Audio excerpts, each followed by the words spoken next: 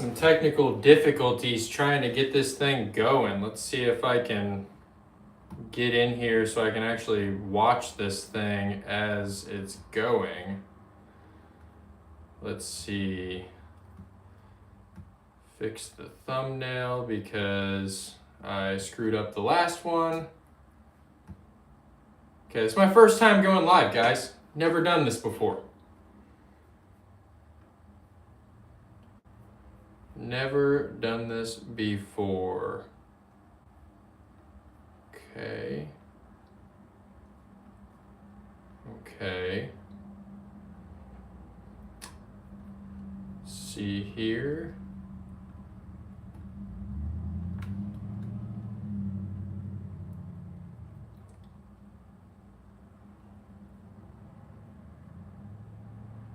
Hey, there I am. Let me turn this volume off.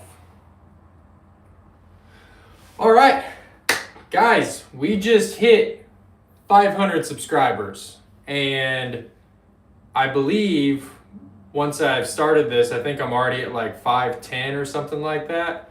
So, I mean, let's see if we can get anybody in here. Come hang out, come ask me questions. Questions about Tommy, questions about the business, anything. This is your opportunity. If you've just recently started following my stuff or like my videos, and you want to know more about the journey, more of an inside scoop, here I am. Come check it out. So, looks like we don't have anybody yet, but I'll give you a little bit of update on Tommy. Since Tommy has kind of been the driver of this traction so far.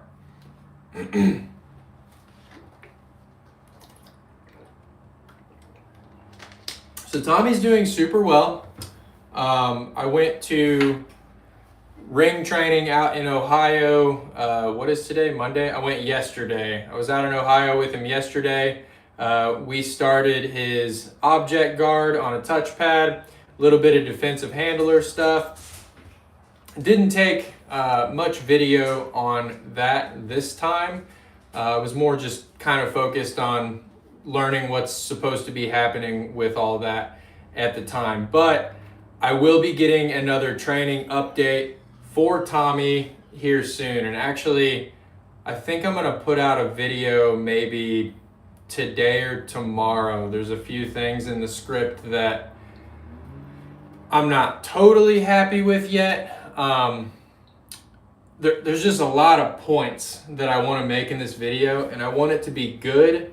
So I'm just gonna go live tonight. I'll take the time, I'll figure out this script, and then hopefully I get that video out in the next day or two for you guys. So some of the past videos that we have done with Tommy so far, some issues have been the potty training and him biting everything inappropriately. Now, using the tips in that biting video, whoa, somebody's screeching their tires outside. Using the tips in that biting video, I've pretty much got him at this point where he doesn't latch onto me or bite my feet or any of that crazy stuff that you saw in those videos. So he's, I think a little, maybe 12, 13 weeks old now. And I've pretty much got that squashed. Now, the potty training, there is something that I didn't quite reveal in my potty training video with him. Tommy got some parasites. Yep. Little Malinois puppies, they put everything in their mouths. They bite everything. And when you have a lot of dogs around and you travel with the puppies a lot and you're at different facilities and training areas, and I have a training place here as well, puppies are very susceptible to different kinds of parasites. So he got a couple of them. He got Giardia and Coccidia. Now, these are not a big deal to treat most of the time. It's like 5 or 6 days of some medication and then it's done. But when you have a puppy that's potty training, they sometimes poop in their crate. And that gets exacerbated by him having diarrhea. So in my video, I talk about you got to learn your dog's patterns in order to know when they have to take a dump before they do. Well, when they have diarrhea, that becomes very difficult. Becomes a lot more difficult than your average run-of-the-mill puppy. And that's compounded by the fact that during the treatment phase where he's taking the oh, hello. Yeah, so we don't know. We don't know how he got the Giardia and Coccidia. Pretty much all puppies have parasites. That's why they get dewormed, stuff like that. They don't have the immune system to fight them off, and they put everything in their mouths. So this just happens. I've had a lot of puppies come through the program where they show up, and then I find out after the fact that they have some kind of parasites, worms, whatever. It just happens. Not a big deal to treat. But as I was saying, when you have a puppy that's not potty trained yet and they're pooping in the crate, you get to a certain point in the treatment and then all of a sudden they reinfect themselves again. And it can be a real vicious cycle. And then the fact that you can't pattern them, you can't, like, it's hard to know when they have to poop before they do because of the fact that they have diarrhea. I don't know if you've ever been on the highway and that's gross. I'm not going to get into that. You know what I'm saying though. You know what I'm getting at. So they can reinfect themselves and yeah, so we went through that. And then, you know, the other thing I touched on in the video is they need reps going on grass where they're supposed to. And when they're sick like that and it just keeps going on for, you know, it's supposed to be a 1 week ordeal, it ends up being a 2-3 week ordeal. Now your puppy has a lot of reps going in their crate, even though we're home with them all the time. Hello, how's it going? Sweet. Yeah, the highway.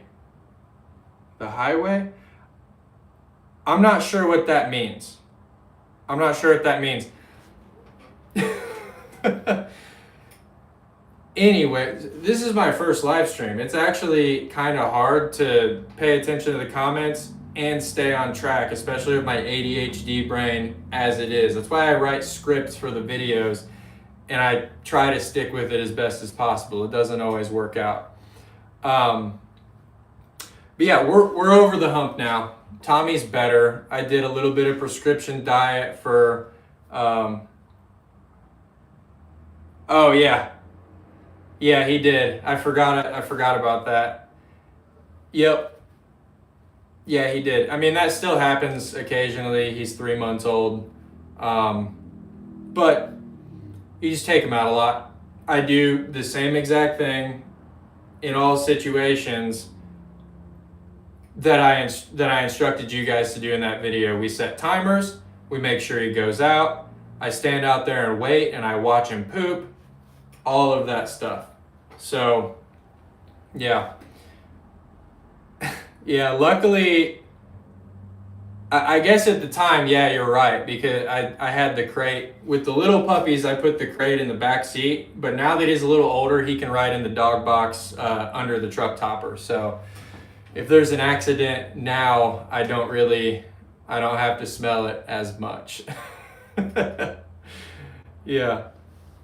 So, all right. So I had a few things written down here to talk about. First off, I mean, I got you, Karen, as my one person in this stream. Do you have any more questions for me before I just go on blabbering about everything else going on in our lives?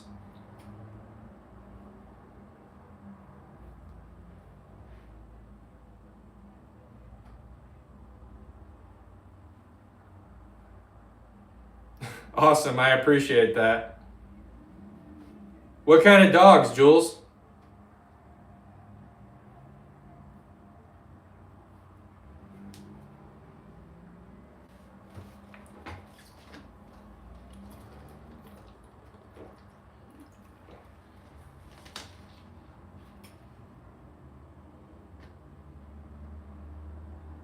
Oh, I gotcha. I gotcha. Cool. Well, yeah, check out the other videos. I'm planning on, so Tommy's going to be a dog for French Ring. That is a very, very long process to get from where Tommy is right now to a full French Ring 3 program. So I believe there's like 20 different exercises he has to learn. The neutrality, the bite work, the obedience, the agility type stuff with the jumps. It's all going to be completely dialed if we're going to survive. And I intend to document that every step of the way.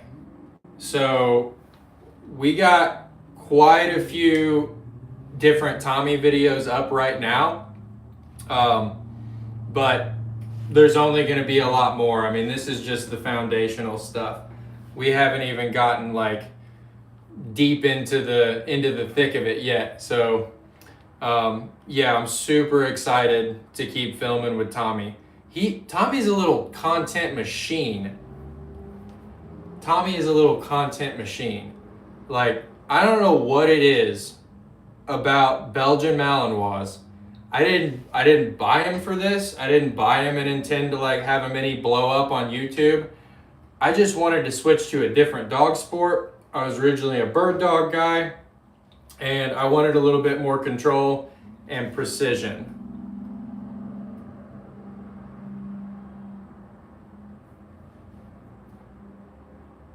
Yep, that's the one, Karen.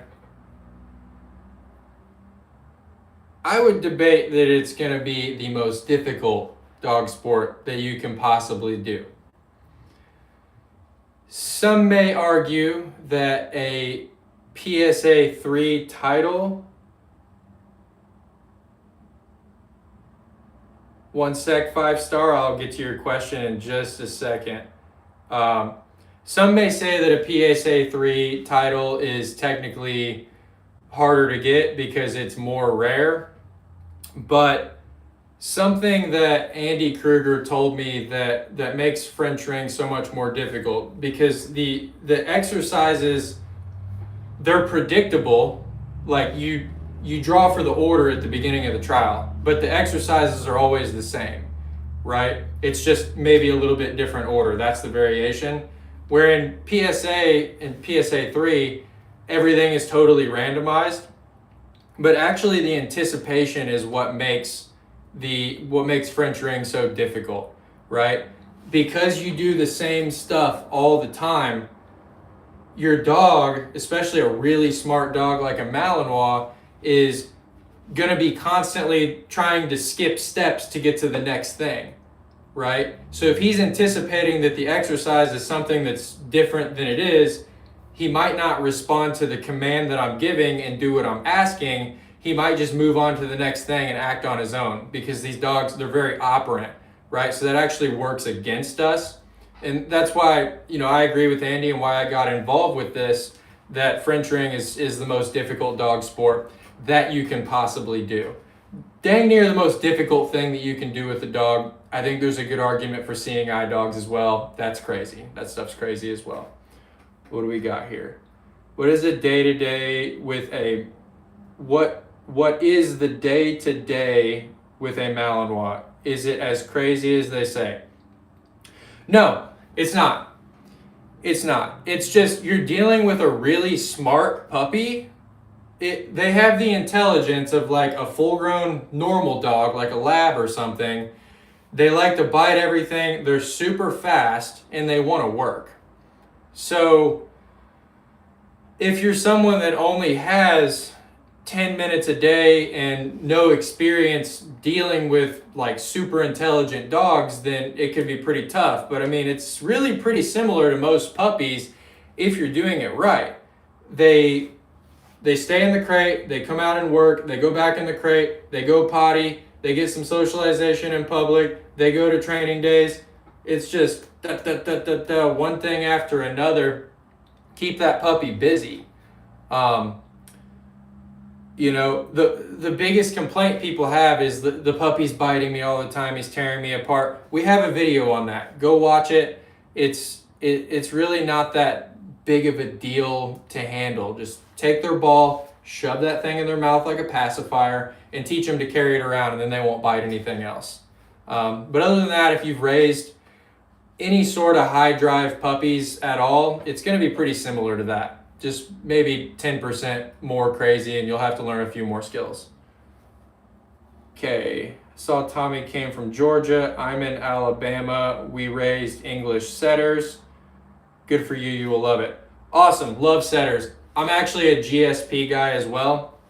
My first dog sport was Nastra. I still have 2 German short-haired pointers. So yeah, I work around the setters all the time. Trialed with them a ton. Great dogs.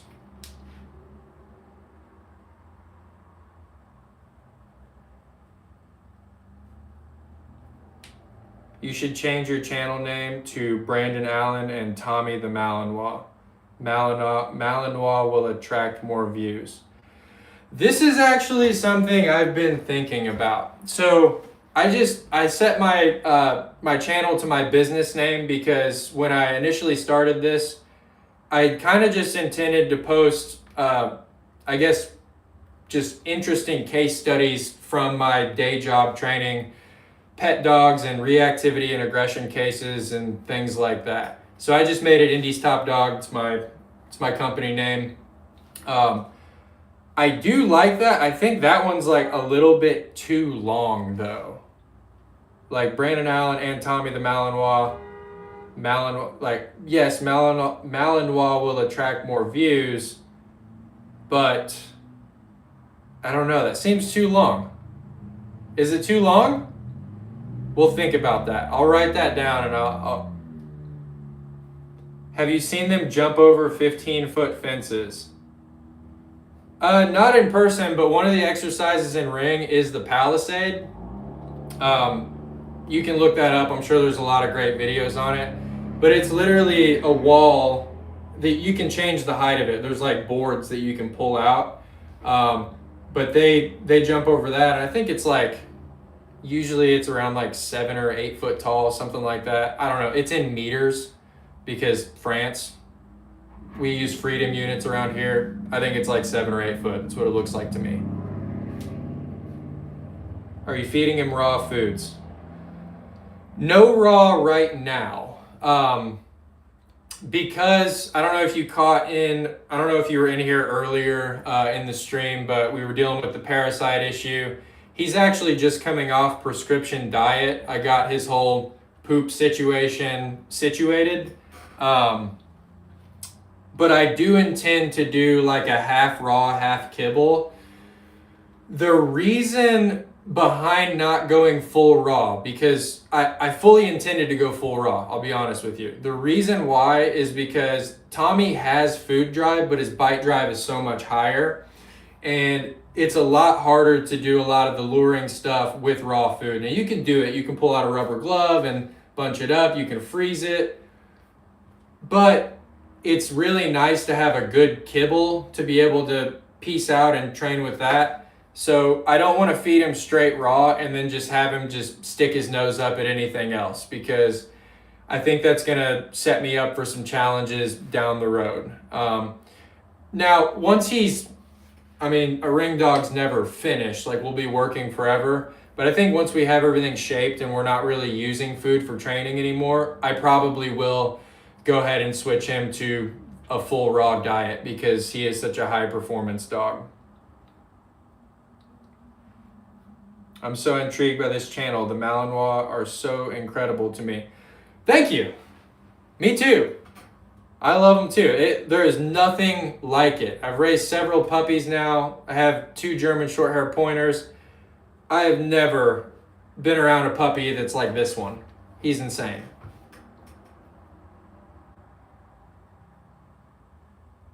I've never seen your channel. I didn't know I am a dog trainer. So this channel here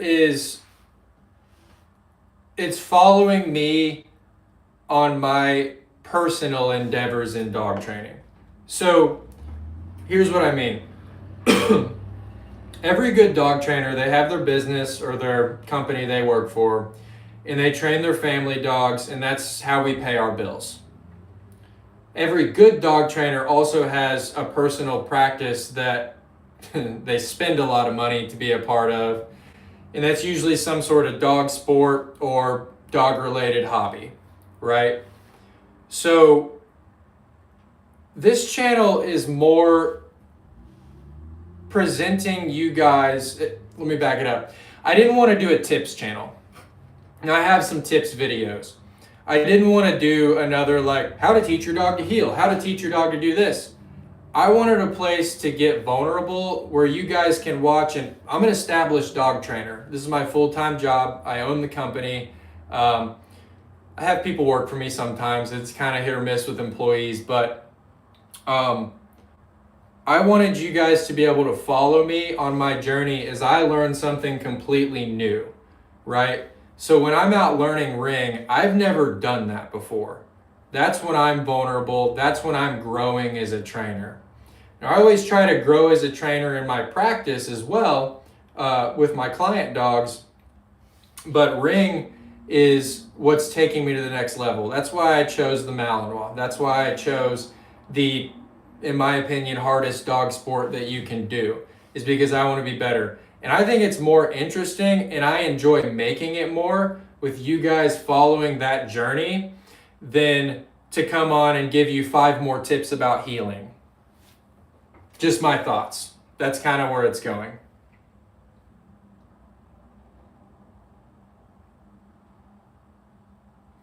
Joe Robinette on YouTube had a Dutch Shepherd, and he said it was a nightmare, pissing vinegar and running 200% at all times when not sleeping. There is no just laying down and relaxing. I don't know who that is, but I will say, if you have a Malinois or a Dutch Shepherd, why do you want them laying down and sleeping? Right? So this is, I'm glad I'll get to follow you. Thank you. So this is one of the key differences between a full-blown working dog and a family pet, right? Tommy spends his time sleeping in his crate, especially as a puppy. When he's older, he'll be able to do some place time and things like that. He spends his time sleeping in his crate. When he comes out, I need him running 200% or 200 miles per hour or whatever you said, right? I need him to be, no, they don't relax, for sure. I need him to be that way while we're training. Now, I still need to establish some control and focus, which we can do. So in the bite work breakdown video that I just did like 4 or 5 days ago, something like that, if you watch that, one of the things that we're doing is I'm pulling the dog back, pulling Tommy back, and we're working obedience, luring, I'm putting him in a sit. And then once I gain control of him there, boom, I'm dragging him back into the bite.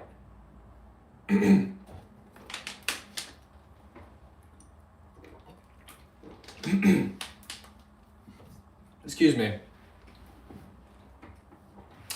He's got to be able to be neutral enough to disengage from the biting, which is his favorite thing, and go back into like luring and obedience stuff, which isn't his favorite thing. We got to be able to shift gears on the fly, back and forth like nothing. Drive switching is essentially kind of what that is.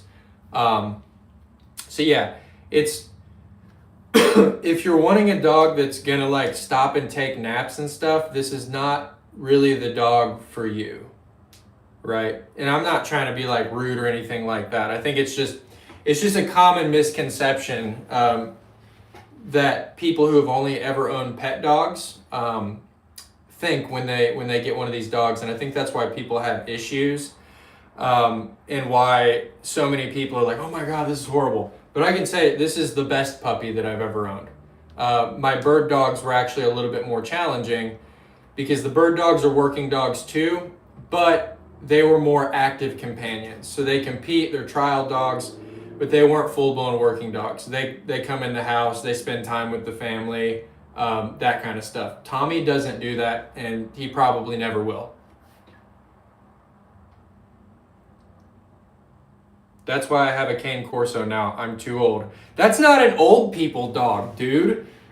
But no, love the cane corsos. Super awesome dogs. They do chill out. They do. When they're young, they're wild though. I'm sure you know. Do you know the Gundog TV YouTube channel, Malinois Therapy Dog, who rehabilitate thousands of dogs? They are from France. I know Gundog TV. I don't know the Malinois Therapy Dog that you are specifically talking about, but I believe it. I believe it. These dogs can be a must watch for sure if you own a Malinois Gundog. Yeah, I'll check it out. I'll check it out for sure. Have you guys seen Monkey the Malinois? That's a good one. So I think it's like a guy named Omar. He trains. Monkey's like a trick dog basically. So he trains him in all these cool tricks, and they do like Hollywood movies and stuff. And they made a song, the Monkey the Malinois song, and it's like cut with his whole story and stuff. I freaking love it. I love it way too much. It's like the most wholesome thing I've ever seen. So obviously you guys love Malinois stuff. Check out Monkey the Malinois too. What else we got, guys? Cool. So, look how nasty dogs get there, and within a few days the dogs change and act normal again. You have to subscribe, and I'm telling you, you will be amazed by Joseph. Joseph. Is that the handler's name? So wait, does the guy like... Hold on. So it's aggressive dogs, and then the Malinois comes in and rehabilitates them? This is giving...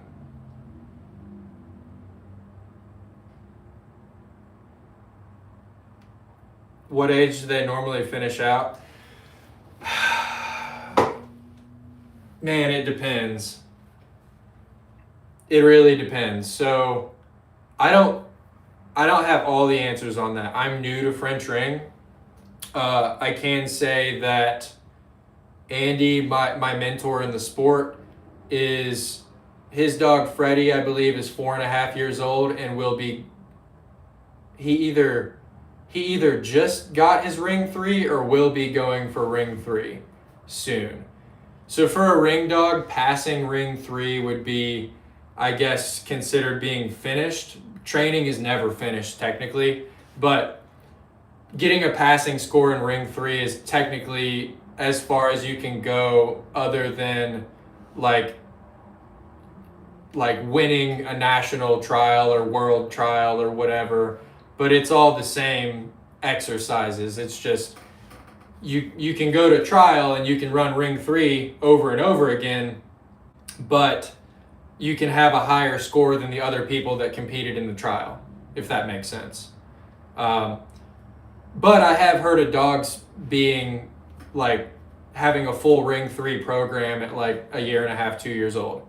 So you have to, your dog has to be 1 year old to do the brevet. So your brevet is it's basically like a test, I guess. I mean, they're all kind of like a test, but it's like a basic test before you can go to Ring 1. So you have to pass, yeah, you got it.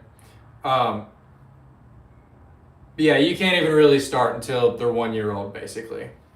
So, but yeah, back 5-star, back to this.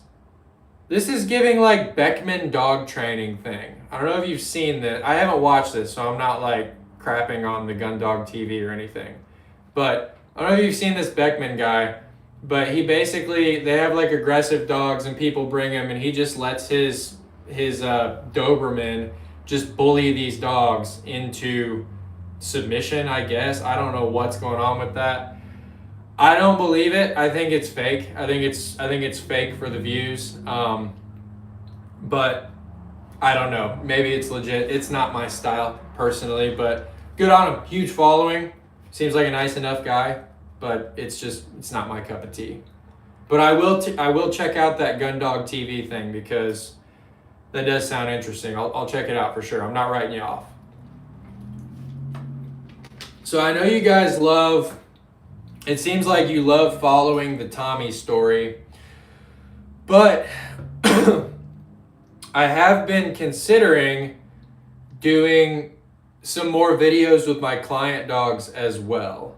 I don't know. I get a lot of interesting cases in. I get a lot of normal dogs in too that are, not the most interesting, but like I have a dog here now that is so afraid of everything that it's taken me a week just to be able to get him to like walk out on the porch with me on leash. I don't know if I'll do a video with him because the timeline's going to be tight, but I was thinking about doing some more stuff like that. What do you guys think?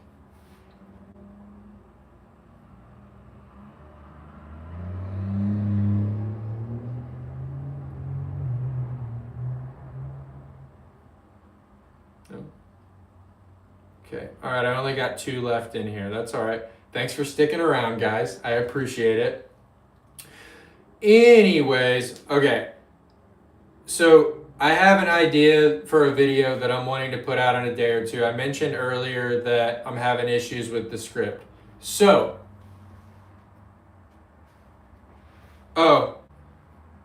I want to do more videos with the client dogs as well, like some of the aggression and fear cases and things like that. I think that would be kind of cool.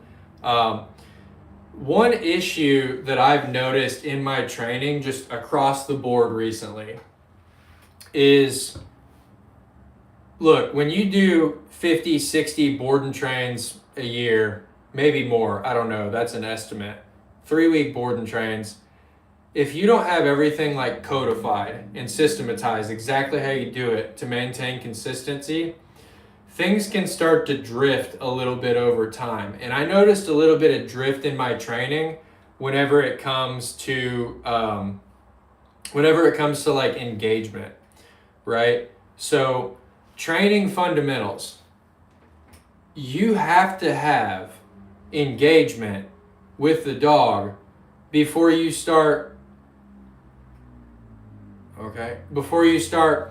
moving into anything further, right? They need to be locked in, paying attention, all that good stuff. I think my engagement work over time, I've started to maybe go through the motions a little bit, which happens when you do anything a lot, especially if it's your job, right? So, and I noticed the issue with Tommy as well. He's what really brought it to the forefront. A Malinois will, when you train a Malinois, they will bring out your weak points. They're so smart where if you're just training a shelter pit bull or something like that, and you're having issues in one part of your fundamentals or not in training, you can usually kind of push through that and get the results you need. With a Malinois, they're going to show you all of your mistakes. You're going to see it. And I noticed it with Tommy that my engagement work had started to drift, and maybe I was going through the motions. Maybe I was being a little bit too impatient, or maybe I was going to tools a little bit too fast and then having to clean stuff up. So I'm still getting the job done with every board and train, but I realized it was causing some inefficiency. I started feeling like, it's a buzzer beater every time. It's like coming up on go home day and I'm like trying to clean up the last few weird things when, a year ago I'd come in and I'd have dogs done in like a week. They're like fully done, e-collar condition, and then I'm just taking them out places and having a good time with them. So I'm sitting here like, what the hell happened? And I realized that I started to drift over time. So that was a long explanation, but what I'm doing about it is I am actually working on codifying everything that I know about training and my process down to the granular level for me, so that I can make sure that I'm following that with every single dog. And I want it to branch off. Say I have an aggression case. Okay, there's a branch for that. We're going to change this, this, and this. Okay, I have a fear case. I'm going to branch off this way. I have a dog that has super low food drive. We can branch off this way. And I'm basically making a course, but like for me, right? And I want to codify all this stuff. And then I want to track if I ever decide to change anything in my doctrine. I'm going to track that and write up a case study. And I think doing some videos like that for you guys would be really cool too. It might be a little bit more dry and instructional, maybe not as fun as the Tommy videos, but I want to make the things that I want to make, and I want to document my, thank you. I want to document my learning process, right? So I'm not going to come here and tell you, oh, this is why I'm the best trainer ever, right? Because we're all learning all the time. I don't care if you've been a dog trainer for 30 years. I don't think it's a good place to be to say, oh, I never learn anything new.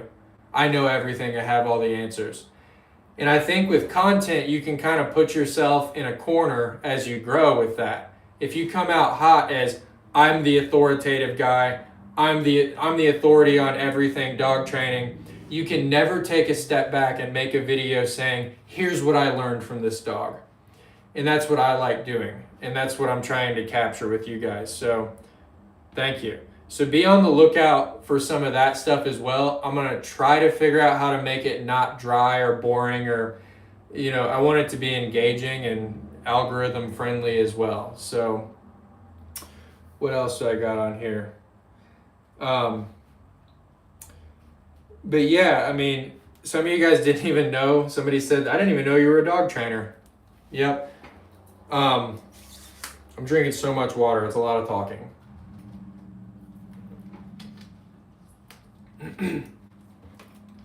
Yes, we are located in Indianapolis, Indiana. I do maybe 2 to 4 board and trains at a time, depending on, I guess, the severity of the case. Sometimes they might require a whole lot more sessions in a day to get to the desired result. Sometimes not. So some like 2 to 4 board and trains at a time. What was I getting at there? On top of that, we're going to Cincinnati, Ohio twice a week to go train with Tommy. And on Fridays, we're going out and we're doing bird dog stuff as well. So we're extremely busy around here. But yeah, I mean, if any of you guys need any dogs trained or anything like that, check us out. Always looking for new quality clients. We can be a little bit selective on who we work with, but yeah, always looking for new people.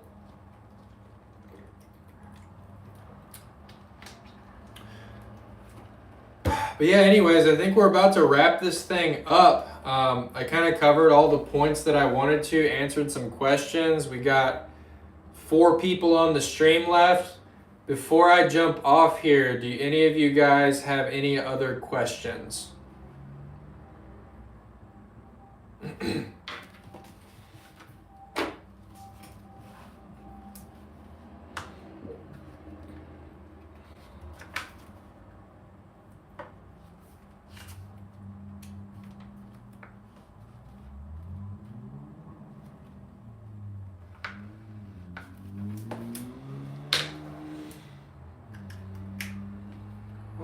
Not looking like anything is coming through, but yeah, awesome. Thank you. But yeah, guys, really happy to be at the 500 subscriber mark. I think it was literally maybe less than a week ago that we hit 100 subs. all my videos right now are just blowing up, and it's totally surreal. So yeah, I just wanted to go live, hang out with some of my people on here, maybe pick up a few new ones, and yeah, try to tell you a little bit about my business and myself as well. Yeah, thank you guys all for tuning in, and maybe I'll start doing these more often. But yeah, I'll see you on the next one. Look for that upload coming here in a couple days.